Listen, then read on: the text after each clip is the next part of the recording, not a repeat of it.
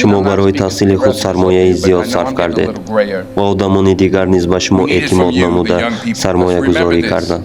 бигзор ба шумо бигӯям, ин ҷаҳон ба истеъдодҳои шумо ниёз дорад, воқеан ҳам ниёзи шадид дорад. ин дунё ба чизҳои зиёд эҳтиёҷ дорад ва мо интизори он аз ҷониби шумо ҳастем. мо воқеан ба шумо ҷавонон ниёз дорем.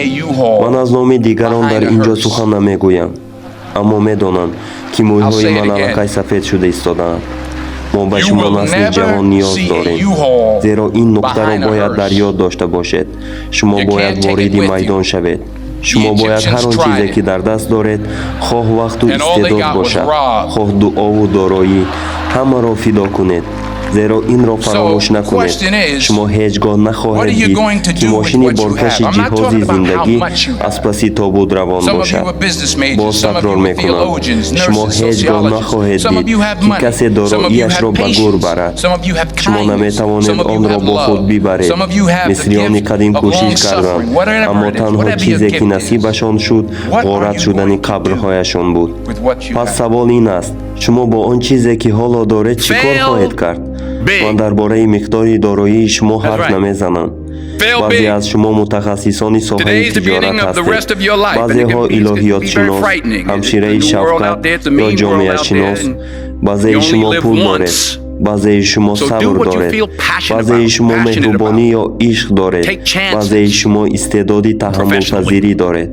ҳар чизе ки бошад, ҳар инъоме ки доред, бо он чӣ кор мекунед? бузург шикаст хӯред. бале дуруст шунидед, бузург шикаст хӯред.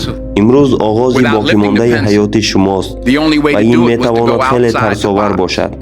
дар берун ҷаҳони нав ва бераҳмие интизор аст. шумо танҳо як бор зиндагӣ мекунед. пас он чизеро иҷро кунед ки ба он ишқ доред. дар ҷоддаи касбии худ таваккал кунед. аз нокомӣ натарсед. дар як санҷиши кӯҳнаи айки 9 нуқта мавҷуд буд. шумо бояд бо қалам 5 хат мекашидед ки ин 9 нуқтаро бе бардоштани қалам аз рӯи коғаз пайваст кунад. ягона роҳи иҷрои он баромадан аз ҳудуди чорчӯба буд. пас аз баромадан аз чорчӯба натарсед. аз дигар хел фикр кардан натарсед. аз шикасти бузург натарсед. бузург орзу кунед, аммо дар ёд дошта бошед, орзуҳо бидуни ҳадаф танҳо орзуянд ва дар ниҳоят боиси наумедӣ мегарданд. пас орзу дошта бошед, аммо ҳадафҳо низ гузоред. ҳадафҳои ҳаёти солона, моҳона ва рӯзона. ман кӯшиш мекунам ҳар рӯз барои худ ҳадафе гузорам. баъзан ҳадафи оддӣ, масалан бо касе бадрафторӣ накардан. ҳадафҳоятон оддӣ бошанд ҳам бояд вуҷуд дошта бошанд. ва бифаҳмед ки барои расидан ба ин ҳадафҳо шумо бояд интизом ва устуворӣ дошта бошед. барои расидан ба мақсад шумо бояд интизом дошта бошед ки шумо онро аллакай дар давоми таҳсил нишон додед. ба ҳар рӯз бо устувор бошед, на ин ки танҳо рӯзи сешанбе кор кунеду чанд рӯзи дигарро аз даст диҳед. шумо бояд ҳар рӯз заҳмат кашед. шумо бояд ҳар рӯз нақша кашед. шумо ин мақолро шунидаед? мо барои ноком шудан нақша намекашем, балки дар нақшакашӣ ноком мешавем. меҳнати сахт натиҷа медиҳад. одамони муваффақ маҳз ҳамин тавр кор мекунанд. дар ин дунёи паёмакҳову чизҳо ки шумо дар он ба воя расидаед, дар ёд дошта бошед, танҳо аз сабаби он ки шумо бисёр кор карда истодаед, маънои онро надорад ки шумо кори зиёдеро ба анҷом расонидаед. инро фаромӯш накунед. ҳаракатро бо пешрафт иштибоҳ надиҳед. модарам ба ман мегуфт, ту метавонӣ тамоми рӯз дар ҷои худ бидавӣ ва ба ҳеҷ гӯҷо нарасӣ. пас кӯшишро идома диҳед. ҳадаф дошта бошед, пеш равед. ман дарёфтам ки дар зиндагӣ ҳеҷ чиз арзиш надорад магар ин ки шумо таваккал кунед. ҳеҷ чиз. нелсон мандела гуфта буд, дар кӯчак будан ва қаноат кардан ба зиндагие ки аз тавоноии воқеии шумо камтар аст, ҳеҷ шавқу ҳаяҷоне нест. ман мутмаинам ки ҳангоми таҳсил ва интихоби ихтисос одамон ба шумо гуфтаанд, боварӣ ҳосил кун ки барои худ ягон роҳи эҳтиётӣ дошта бошӣ, то агар афтидӣ ба он такя кунӣ. аммо ман ҳеҷ гоҳ ин мафҳумро доштани чизе барои такя кардан ҳангоми афтидан нафаҳмидам. Агар ман биафтам, намехоҳам ба чизе такя кунам ба ғайр аз имони худ. Ман мехоҳам ба пеш биафтам. ҳадди ақал ин тавр ман мебинам ки ба чӣ бархӯрда истодаам. ба пеш афтед. ин аст манзури ман.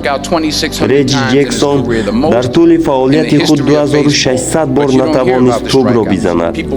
Ин баландтарин нишондоди нокомӣ дар тарихи бейсбол аст.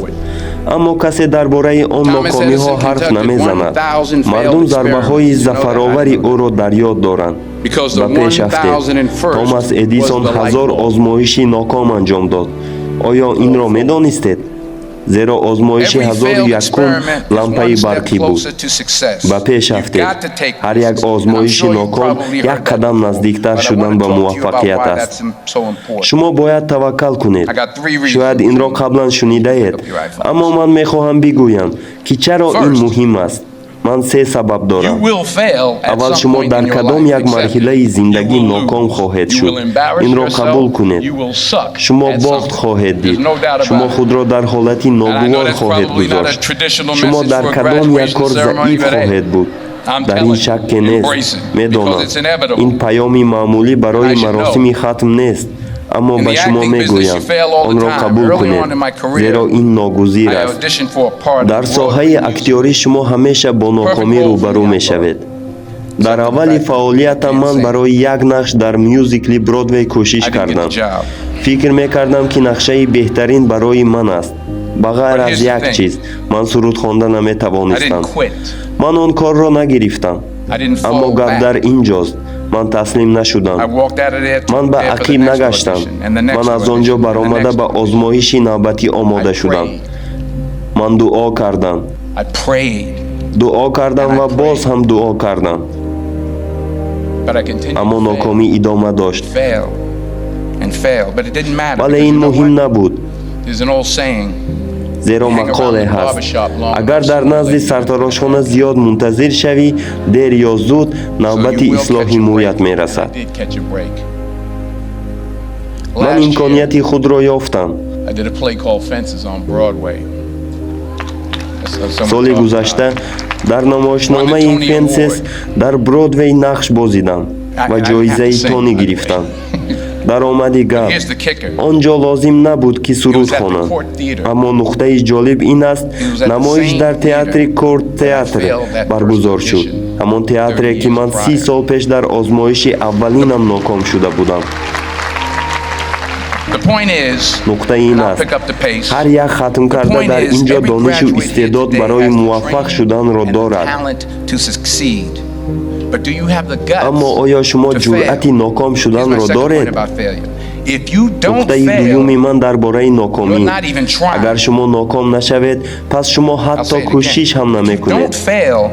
боз мегӯям, агар ноком нашавед, пас кӯшиш намекунед.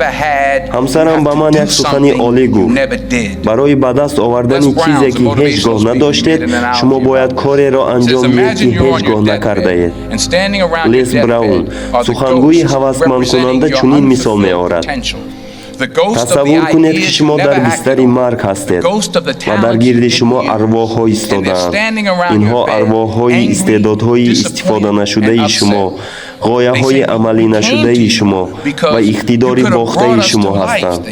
онҳо хашмгин ва ноумед ба шумо нигоҳ карда мегӯянд: мо ба назди ту омада будем, зеро танҳо ту метавонистӣ ба мо ҷон бахшӣ, аммо акнун мо бояд ҳамроҳи ту ба хок равем. пас аз шумо мепурсам, вақти шумо фаро мерасад, дар гирди бистари шумо чандто аз ин арвоҳҳо хоҳад буд. на танҳо таваккал кунед, балки ба рӯи зиндагӣ кушода бошед, назарҳои навро қабул кунед, омода бошед ки дар яке аз беҳтарин донишгоҳҳои кишвар суханронӣ кунед, ҳатто агар аз тарс шах шуда бошед. гарчанде ки ин тарсовар аст, аммо натиҷаи арзишманд медиҳад. зеро таваккалҳое ки мекунед, одамоне ки вомехӯред ва имоне ки доред, маҳз ҳаминҳо шахсияти шуморо муайян мекунанд. ҳеҷ гоҳ рӯ афтода нашавед, ҳеҷ гоҳ даст накашед. ҳангоми он чизе ки доред, ҳамаи он чизе ки доред сарф кунед ва вақте ки дар зиндагӣ меафтед дар ёд дошта бошед ба пеш афтед.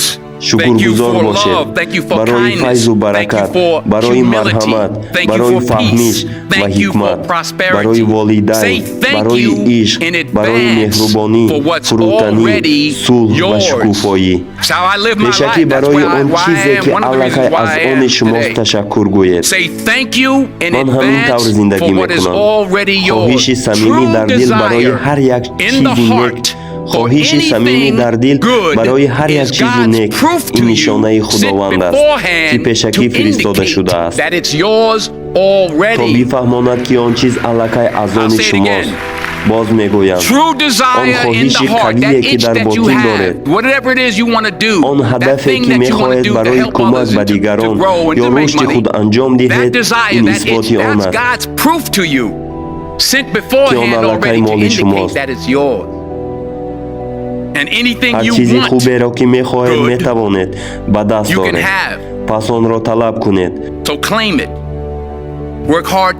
барои ба даст овардани он сахт меҳнат кунед ва вақте ки онро ба даст овардед ва дасти каси дигарро гирифта боло бардоред.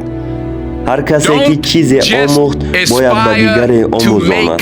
танҳо барои зиндагӣ кардан талош накунед. талош кунед ки дар дунё тағйироте ба вуҷуд оред.